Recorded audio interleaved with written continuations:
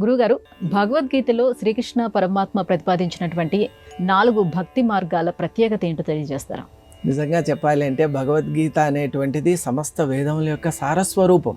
భగవంతుడు ఎందుకంటే అనంతకోటి మంత్రాలతో ఉన్న వేదాల్ని మనకు ఈ విధంగా సూక్ష్మంగా, సమగ్రంగా, సంక్షిప్తంగా మనకు ఎందుకు ప్రసాదించాడంటే మనం ఆ జ్ఞానాన్ని మనం సులభంగా పొందటానికి.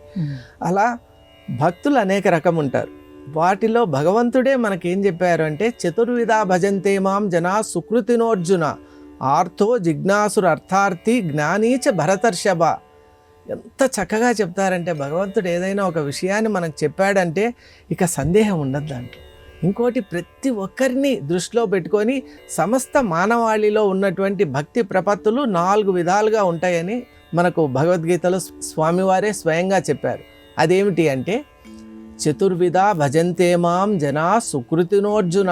సుకృతి ఉన్నవాడే భక్తుడు కాగలడు.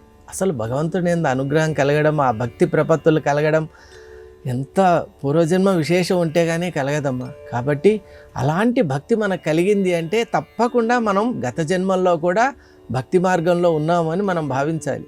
మరి 4 విధాలైన భక్తుల్ని భగవంతుడు ఎలా సూచించాడు అంటే, ఆర్తో జిజ్ఞాసురు అర్థార్థి జ్ఞానీచ భరతర్షభ. ఆర్త భక్తుడు అంటే ముఖ్యంగా మనం ఒకటి ఏం తెలుసుకోవాలంటే, గజేంద్రుని లాంటివాడు. అసలు జీవన పర్యంతం పెద్దగా భగవంతుని గురించి పట్టించుకోడు, అంటే ద్వేషించాడు. కానీ నా పని నేను చేసుకుంటున్నాను, ఆయన పని ఆయన చేసుకుంటున్నాడు అనే ఒక భావనలో ఉంటాడు అతను.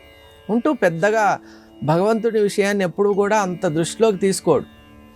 మరి కానీ ఎప్పుడైతే గజేంద్రుని కదా ఆపద వచ్చి ఆయనకు ఇంకా తన శక్తియుక్తులు పూర్తిగా అణిగిపోయి తాను కేవలం భగవంతుడిని మాత్రమే ఇంకా ఆశ్రయం పొందాలి అన్న ఒక దృఢ నిశ్చయం కలిగి ఉంటాడో, అప్పుడు ఒక్కసారి భగవంతుడిని పిలిచినా కూడా భగవంతుడు ఆర్తభక్తుడు కదా పాపం.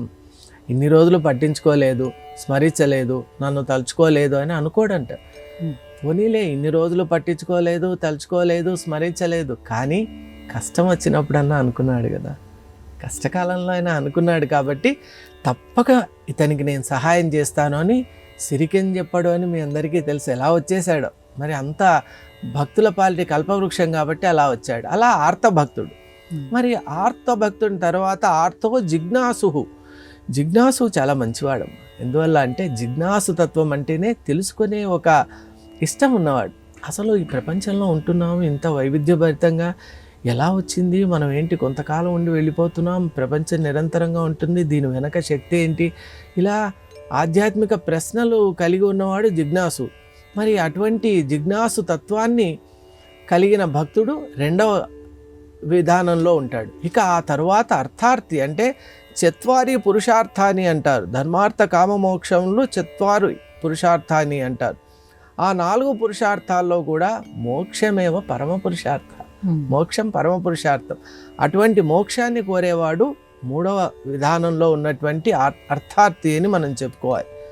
ఇక చిట్ట చివరగా ఉన్నటువంటి వాడు జ్ఞాని. అంటే తన స్వరూపాన్ని తెలుసుకున్నవాడు, భగవంతుని స్వరూపమే తన ఆత్మస్వరూపంగా ఉంది అని తెలుసుకున్నటువంటి ఆ అద్వైతి ఎవరైతే ఉంటాడో ఆ మహాజ్ఞాని 4వ విధానంలో ఉన్నటువంటి భక్తుడిగా మనం భావించాలి. కాబట్టి ఇది చతుర్విధాలుగా ఉన్నటువంటి భక్తుల విషయం.